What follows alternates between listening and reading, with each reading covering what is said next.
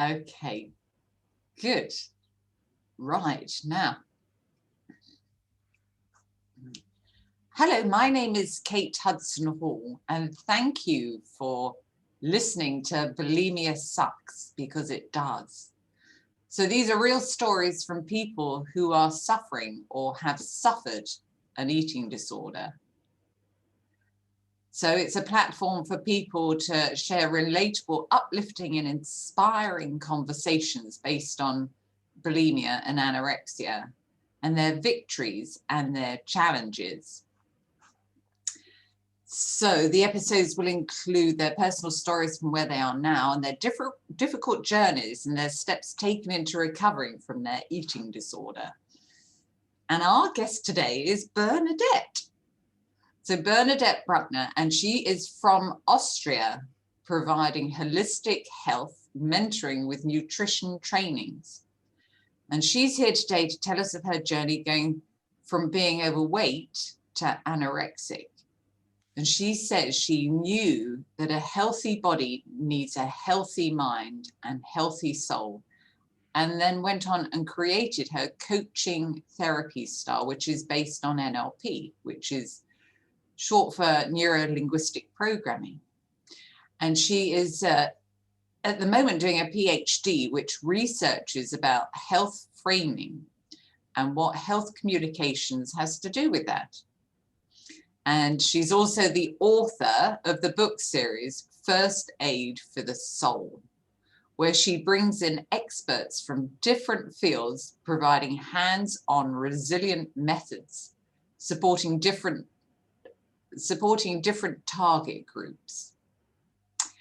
Her upcoming book, First Aid for Eating Challenges, will have many methods for overcoming eating disorders, focusing on positive body image rather than striving to be perfect. So Bernadette believes staying healthy begins with the mind and ends with the body. I love that. So welcome, Bernadette. It's fabulous. Hello from Austria. Happy. I'm so glad that we found each other, because this topic is so important to bring out to many, many people. Yeah, absolutely. Absolutely. We've got to get talking about it. And people have got to get that help. Again? And people have got to get that help. The help that they need. Yes, and it's not, and also becoming aware of it, because most of the time it's not always about a help getting from others, but empower and remember that we are human beings and not a perfect machine or a perfect something for others. Yeah, absolutely. So let's begin with your journey with your eating disorder. So tell me sort of what happened and what the pattern was. I'm coming from a bakery, and that everybody can imagine we have really, really good stuff there. And Austrians, they have a lot of pastry, a lot of cakes, a lot of sweet stuff. And the funny thing was, I never liked the sweet things. I always was, I had to work a lot in the bakery. So I was actually a good eater. But when I was a little child, I was actually small.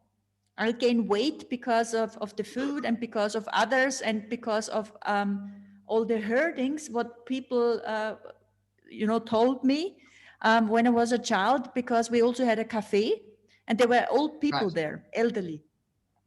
And as a young child, they thought they are funny. And they talked a lot of crap. Now, after, all the education, I know this was actually verbal abuse. But as a child, you had no idea. The only thing what I always felt like, you are not right. You're not right as woman, you're not right as girl. And, a lot of people compensated differently. And I ate. And this was like, even I still remember, even my uncle said, as a young woman, you still have the baby fat. And these words can harm so much. Maybe even when the other person believes it's funny, what they are saying at the moment. And I'm coming from the countryside, so this is more a rude kind of people there. Right. But no one is teaching you how to handle it, and telling you this is not about you. They are just grumpy people, and they have to get rid of their whatever grumpy beliefs on you. But Yeah. no one is Yeah. telling you. Yeah. And And it comes down to that power of suggestion, doesn't it? yes, and this is, I don't know how to say it. Most of the time, I smiled on it. That's how I learned it, because that's what I saw with my mom. You just smile on it, and it's like, this are old man and all the things. So all the stereotypes, what we actually get conditioned, works in it, works in your communication with yourself, with others. But as more as you hear all these words, as more you begin to believe that you're not looking good, that you're fat. Even also my teeth were not very nice one. And they made fun out of me. And as more as they did it, of course, as more as become introvert, I'm actually a Leo, so I'm actually, loud person, but I got more and more silent, because the feeling of not being right, the feeling of I'm not okay. Yeah. I look ugly. I am an ugly person, and all the things. It became more and more. And later on, when I was a teen, I don't want to say overweight, but I was good looking. That's the word what we always use in Austria. Oh, you're good looking. Yeah, okay.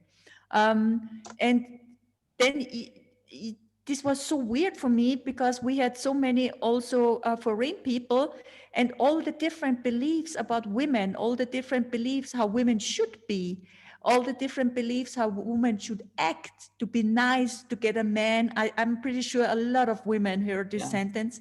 It doesn't matter, because it's truly globally. If you act like this, you don't become a man. If you look like this, you won't become a man. You have to dress up nicer. These are words. They're like all the time. Everybody's telling you around you, you are not okay the way you are. Yeah.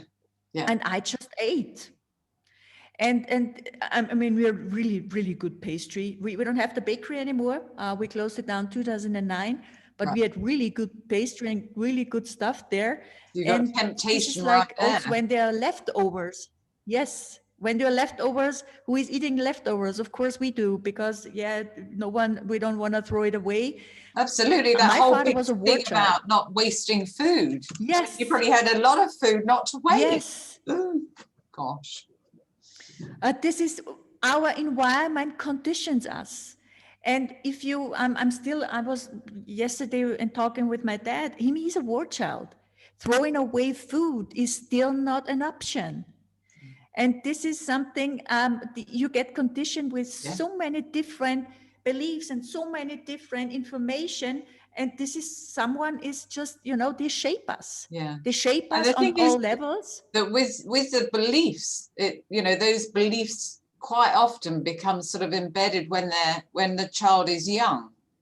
And that's when you're most impressionable, and you're like a sponge, aren't you? And you just absorb all of the information and start to really believe that that's true about yourself. Of course, because when you see in the evolution science, the first 5 to 7 years, the child cannot make any distinction if this their stuff or yours. So your identity gets shaped there. And if no one is telling you, don't take this person serious, and it's not about you, but about someone else and something else, and you are totally okay the way you are, it will get into your subconsciousness. It will create your identity. It will create the person you are behind the name, what others are giving to you. Yeah.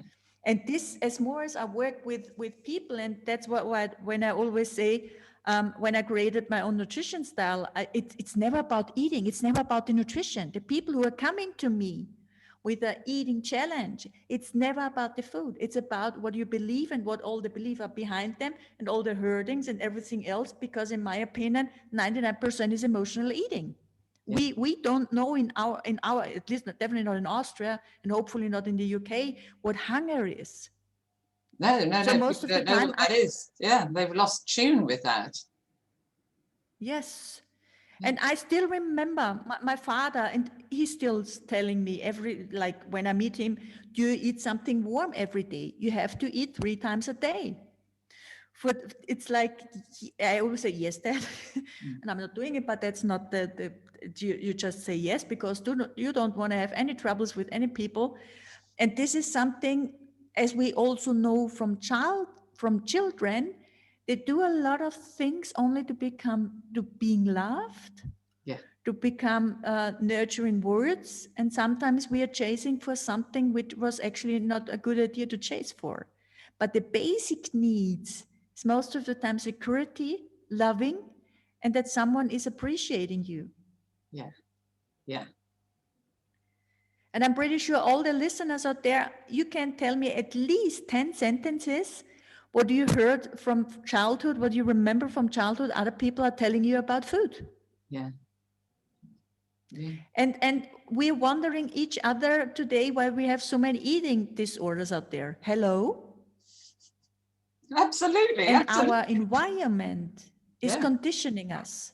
And I always say, I mean, you have a similar age than me. We are happy we didn't have any media back then. I mean, I had as child a TV with three. There were three channels, and that's it. We didn't have any mobile phone nor any internet. I always say we were blessed back then as child. Absolutely. And the But pressure today, now that people are under, yes, it's just yes. such a difficult, another stem to all of the connections of difficulties that people have. And this is if we don't stand up and telling and begin to tell not only to first to ours and also to others and especially to children that they are totally okay the way they are, that they are loving the way they are. It doesn't matter what they are doing, and all this. There should be such huge changes. And I'm asking myself a lot of my clients: can you look yourself in the mirror and say to you, "I love you. I love my body the way it is. I love myself." And sometimes we compensate it with animals, with children, with food, with whatever, because saying this word, "I love myself," is for so many people so hard out there. And I do also inner child healing. And as more as I work with people also on nutrition challenges, this is one of the most important things what I see with the people. And this was also for me a turning point. I mean, and I can tell you, I only know in meters. I'm 1.65 meters and have around 50 kilos at the moment. The most what I had was nearly 70, and the less what I had was nearly 43.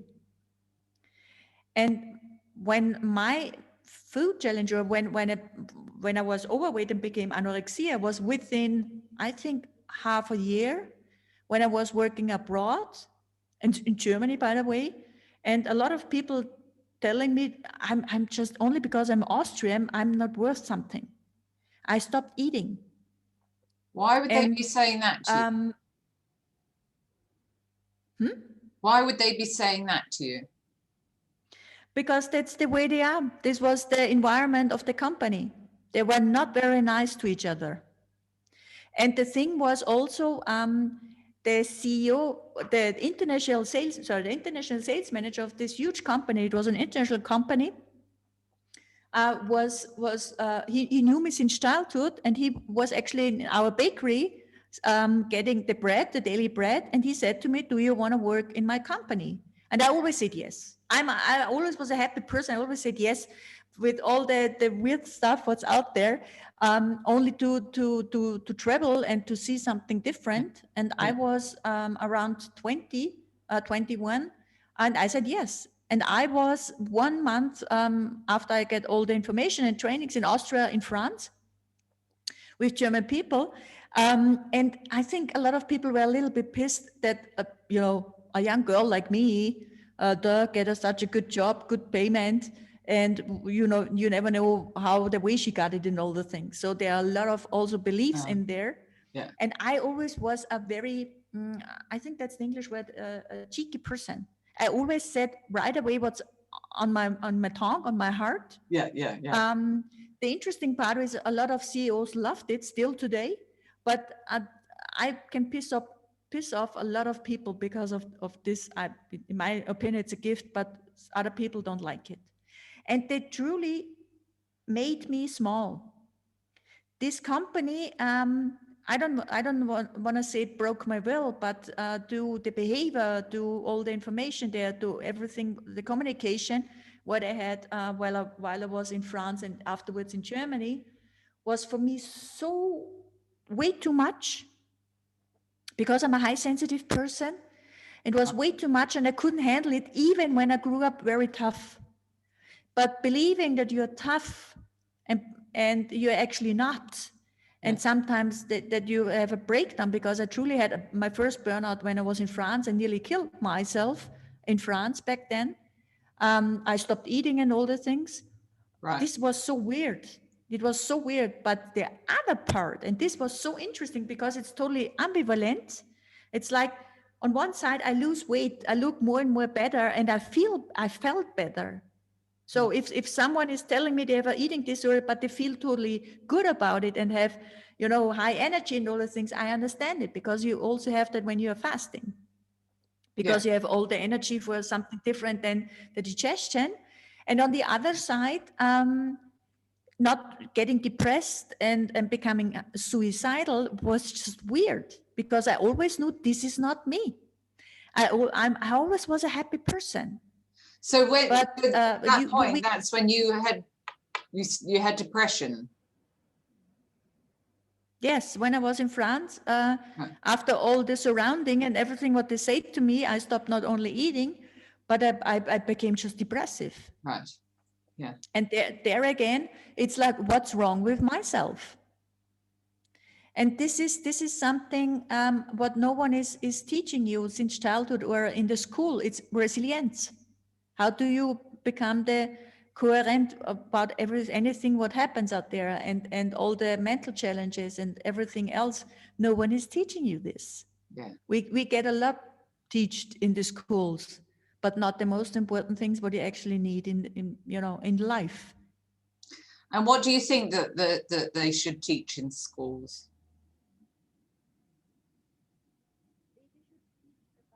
Healthy communication. There's also the Bernadette, I see healthy communication. What do you think they should teach in schools?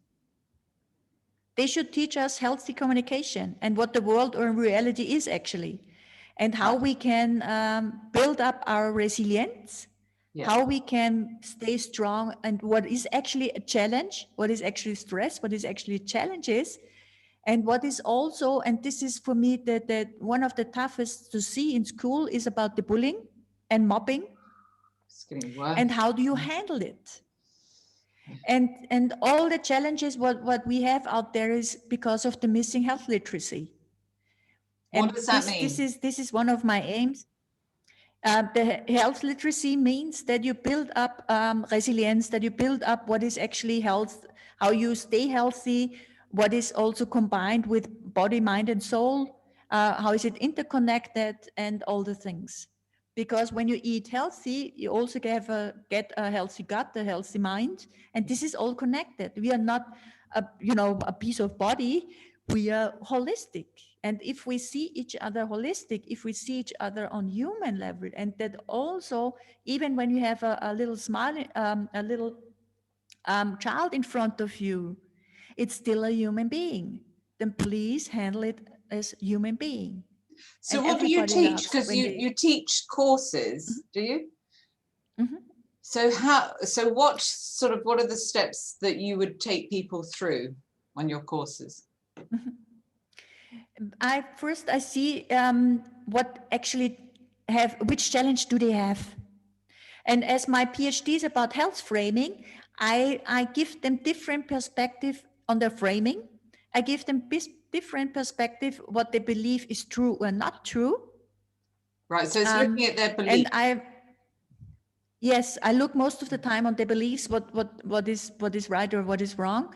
And also not only about this one, but also about how else can you see what you perceive at the moment? I'm working a lot on the in the field of the framing, on the field of the beliefs and values.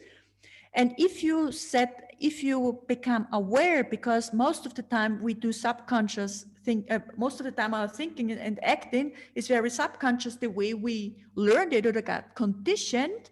I'm questioning the conditionings, what we got since childhood. And I had so many clients. Yes. Because people don't realize. They don't realize that No. a majority of it is all connected to the unconscious mind, the subconscious mind. And that, you know, Yes, that these have been sort of like ingrained from when they were young. It's like, I don't know how you see it. Can you, I don't know how you see it, but we got conditioned that either I'm right or the other person is right, but we are all talking about realities. And reality is something what is made up in the way which we got conditioned since childhood. And as I said before, and there are so many different models out there. And I give you one I gave you one example already regarding development science from Jean Piaget. The other one is about Sigmund Freud. Everybody knows Sigmund Freud. Yeah. And everybody knows the iceberg model. And if you see that like 5 to 10% is conscious and the rest is subconscious, who is actually guiding us every single time, who is actually making the decision. It's most of the time not the aware part, the conscious part is the subconscious. Yeah, yeah. And I'm giving an example too. When you're hungry, can you think? I can't think when I'm hungry. No. It's like some people become even monsters when they are hungry, and you're like, oh, you need food. And if you understand the connection from the gut, from the colon gut to your brain, and also that all your bacteria is actually also influencing your thinking, then you know most of the time the things they are subconscious. And I give you an example. Who do you become when you are craving for sugar, when you're craving for food? And as I said, some people become truly monsters, but this is about the blood sugar. Yeah. And when you have a low blood sugar, you cannot, it's over and out. You need food. Yeah. Yes. You just need I start most shaking of the time, and like, yes. It's horrible. It's a horrible feeling. And the cravings. And we are wondering each other when someone is like having their chocolate cravings, or when they don't get rid of their chocolate addictions and all the things. I'm like, yeah, I understand you. But if we check probably your gut bacteria, we will see where it comes from and all the things. And if someone is also telling me that nutrition, the choice of healthy nutrition, doesn't influence us and our mood, I just smile. Of course it does. And you see it with ADD. We can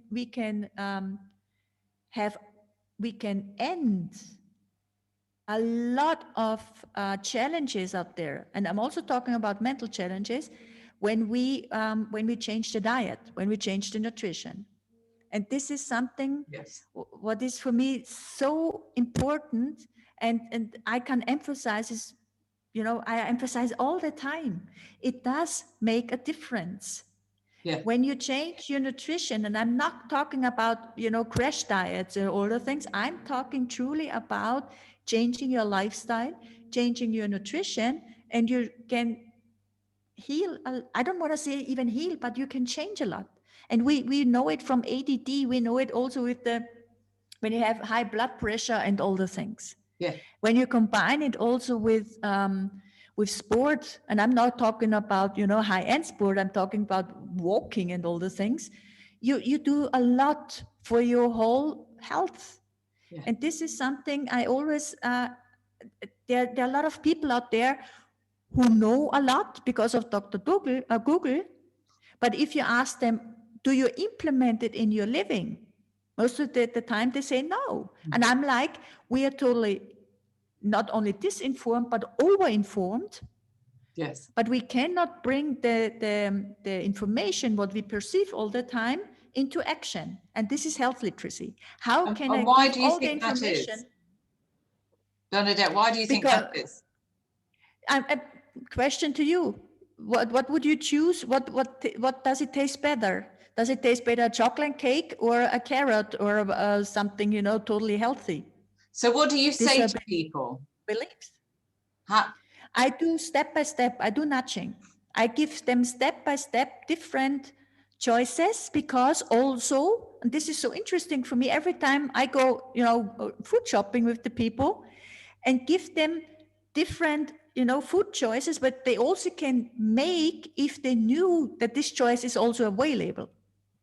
And in times like, I'm pretty sure in the UK the same, I know it from London, we have so many alternatives, complementary food, supplements, and also very healthy choices. I also emphasize all the time, look for regional, local suppliers, and also organic food, because it that not only tastes better, but it also is healthier, and also gives you the feeling of being faster nurtured, right, because it's not only about calories, but it's also truly about the choice to take different food together. And it always also depends on your metabolism, so there are different ones, but you can learn it.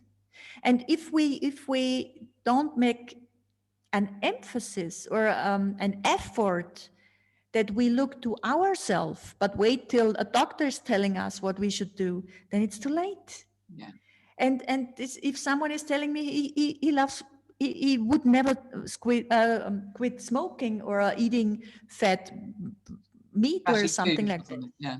Yes, or fast food or whatever, and then you're waiting till you have a heart attack, or when you go to the doctor, it's like you're not taking care of yourself. Your body is your body, and you should actually feel your body. A lot of people don't feel their body anymore, and this is so, for me, sometimes so sad seeing. I think a lot of people don't realize the connection that the mind is connected to the body. It seems like, but I can tell you, I had a speedy life. I didn't felt myself either. And I'm talking about, I have 3 burnouts behind me. I loved my life. It was nothing, in my opinion back then, it was nothing wrong about it, but having adventures and doing so many things, having the possibilities to travel globally, to afford traveling and just explore all the different things, what's possible. And then my body said to me, nope, you're not doing that anymore. Pook. I'm a breakdown. And I'm like, okay. I even had to hear afterwards from guys, you're a weak person. And I'm like, no, I'm not a weak person. Watch me. I'm serious. There are so many weird beliefs out there. And a lot of people, and especially extrovert, uh, most of the time they want to, get into competition. I'm better and better. But this is the society where we're living at the moment. And to learn, listen to your body again, and So, not chasing for something what others believe is totally important to chase for. This is something, this is growth. yeah.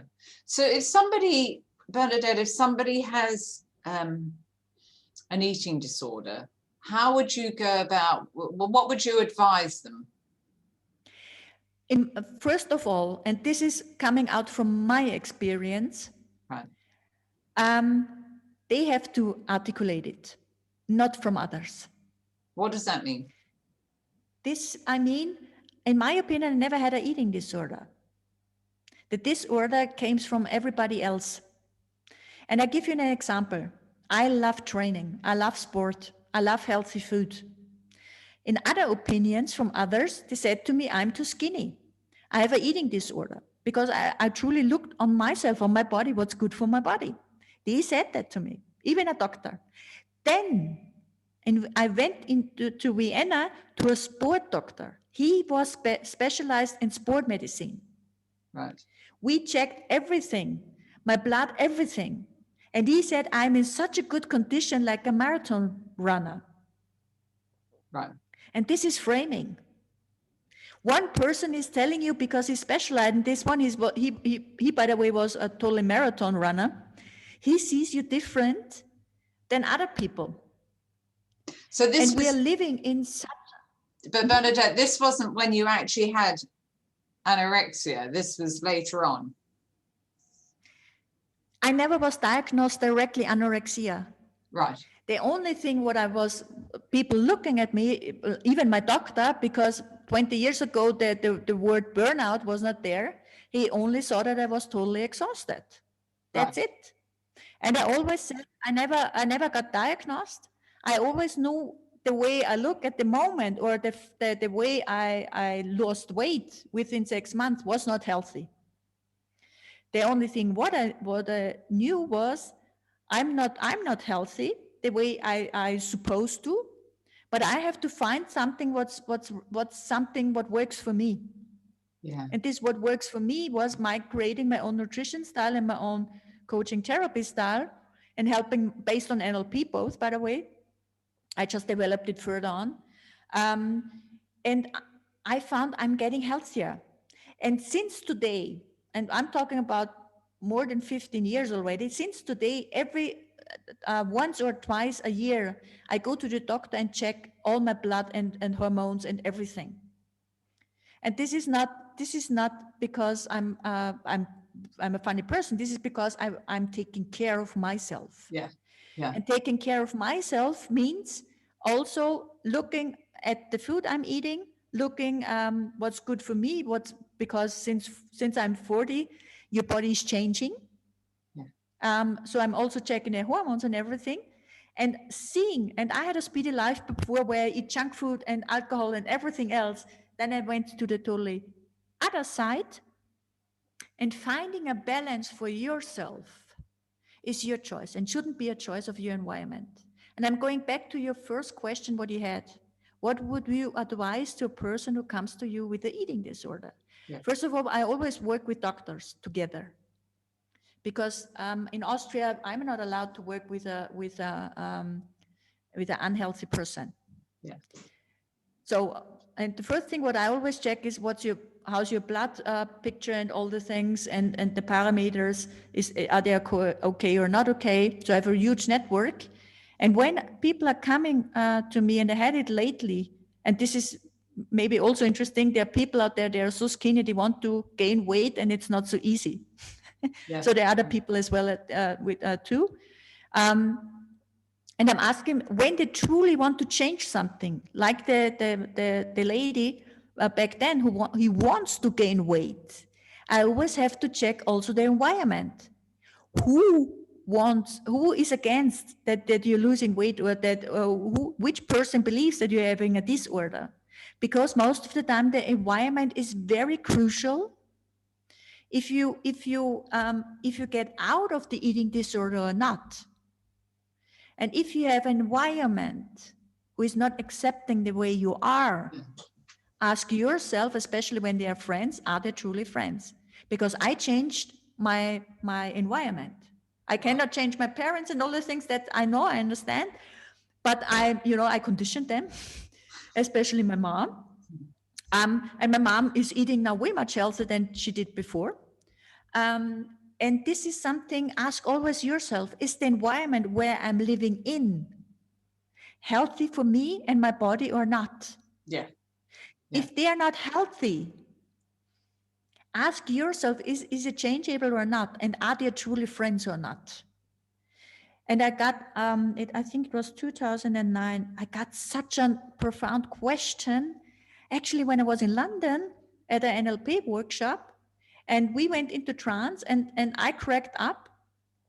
And they asked me, because I said all the wordings, what they are telling me at the moment is something what I know. And they asked me one question, because we actually have a lot of self-talk.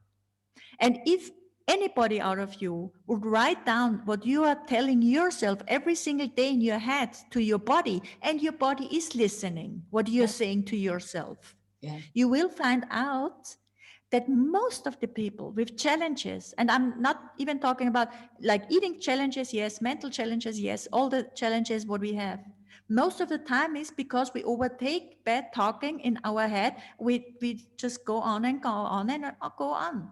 If we change our inner talk with ourselves, there will be a change in your life too. And for me, letting go of the so-called friends back then was the best thing what ever happened to me. And if you change your environment and having nurturing people around you, people who accept you the way you are with all your challenges, what you have, you will change. And most of the time, those challenges are something what we are totally crap on. I need the eating this, or I need this, whatever challenge, because it's giving me some kind of security. Maybe also you are connected with some kind of love. You never, I never know what's actually behind all the beliefs. So when I work with them on the beliefs, they're sometimes not logical at all. But they have a certain sense of security, a certain sense of something good behind. That's why you don't let go. If we understand it, what's behind the challenges, and you clear it, you do it for yourself on all levels, even with your body, and you will begin. And that's why I always say I'm a totally fan of the positive body image. You see yourself different.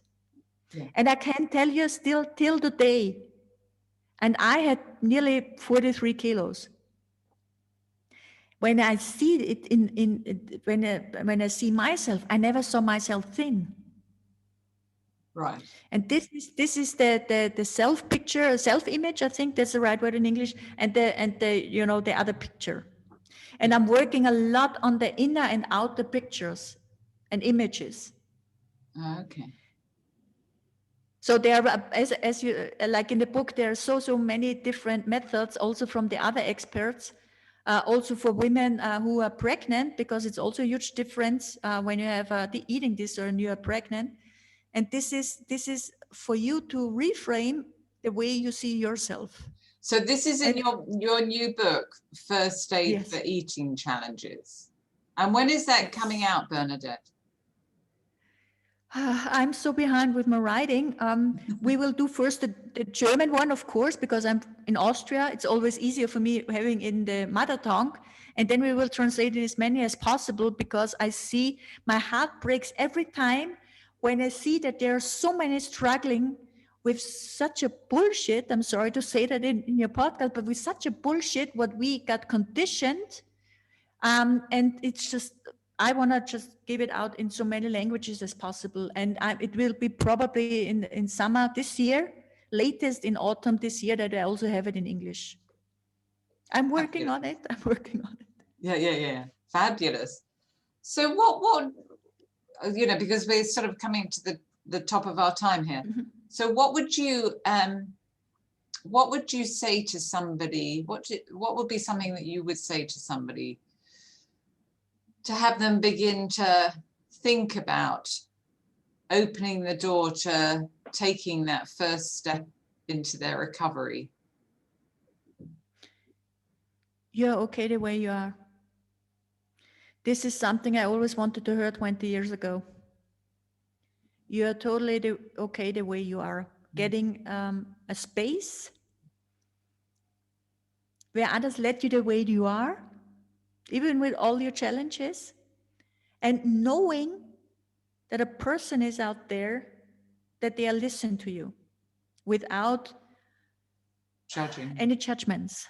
Yes, without any, and it doesn't matter. And I'm actually a person like this. I always was as a child. I always was listening only, because I love listening to other people. They're so exciting and so many interesting stories out there. They're not all beautiful, yes, okay, but they're stories. They're strugglings. And you understand more and more why the person is the way they are.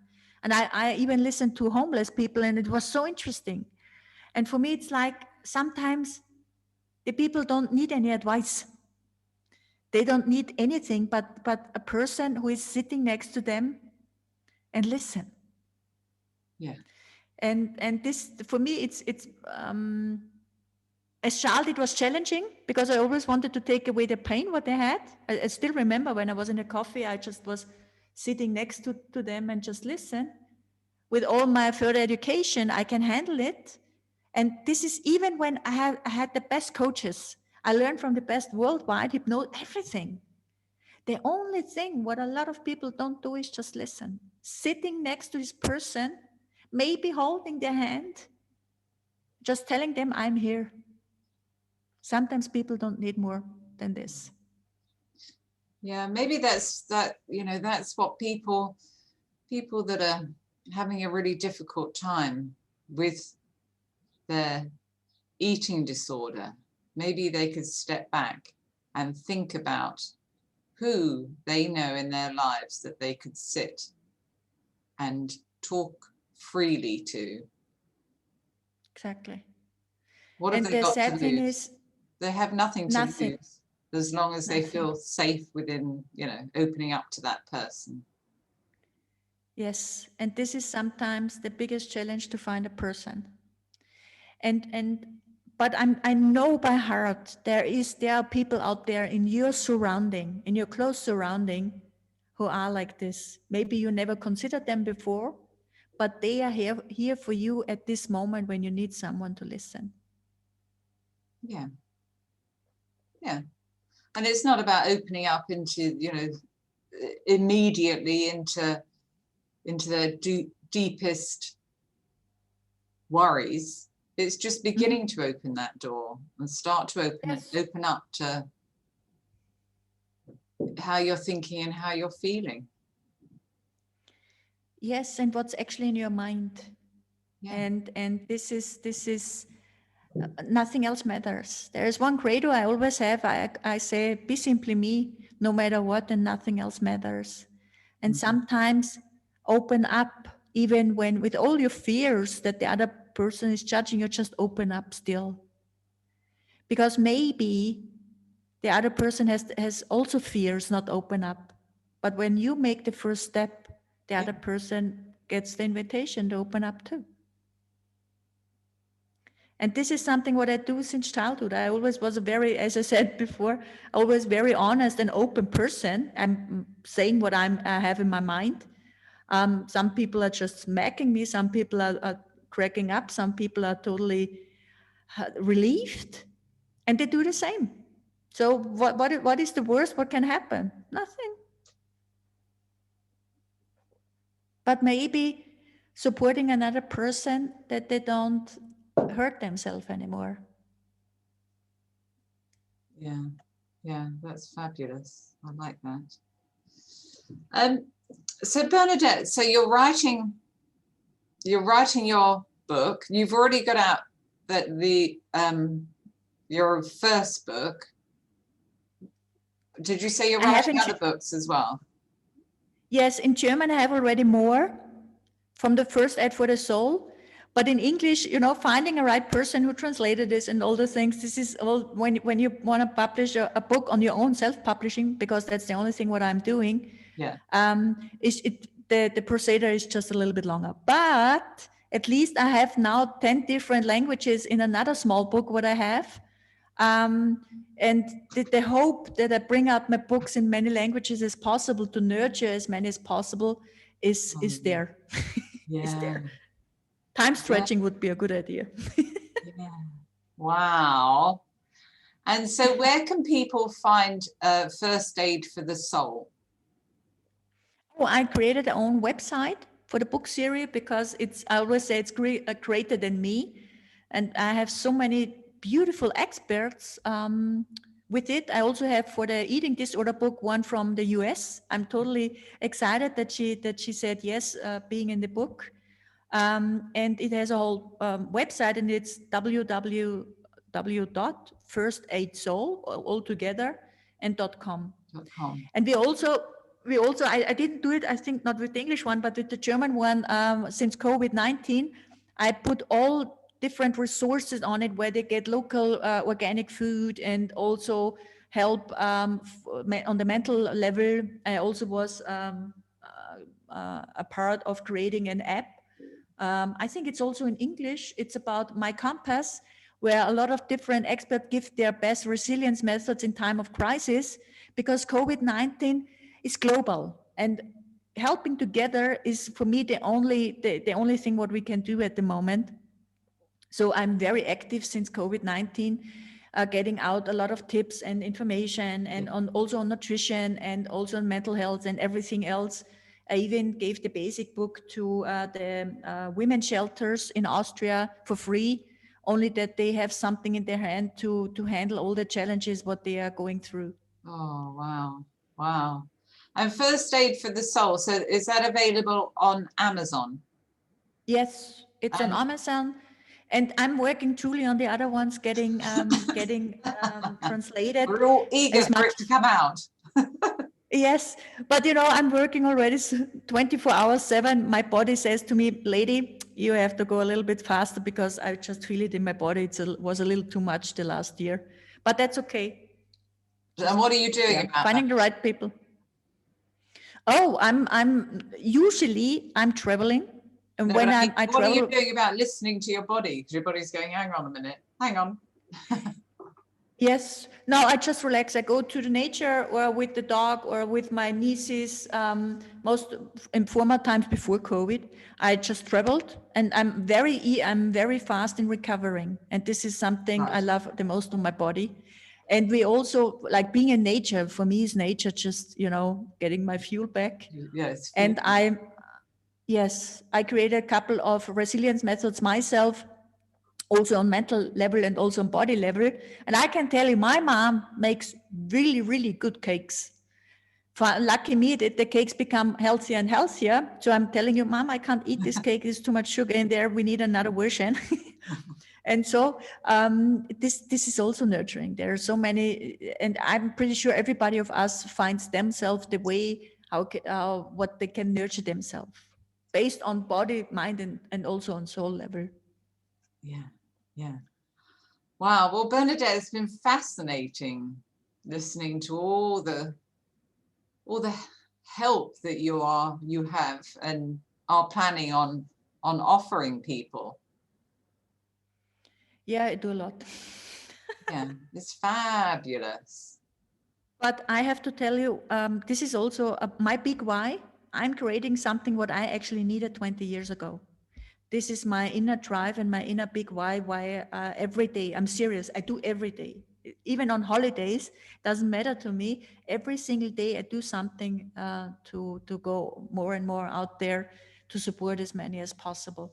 Yeah. Because there is something what we all have and makes us, I don't want to say equal, but on eye levels. Everybody of us has challenges. The way we handle it, and this is also a woman problem, and saying yes, that I need help. Yeah. This is truly a woman challenge, saying yes, I need help. I can't do it alone anymore. And that's totally okay. And just we are here and together, and we will go through together. And I'm pretty sure, and every single person has some kind of gift, what when they would share it, they can support each other. This is what I'm doing. Yeah. And how can people find you, Bernadette?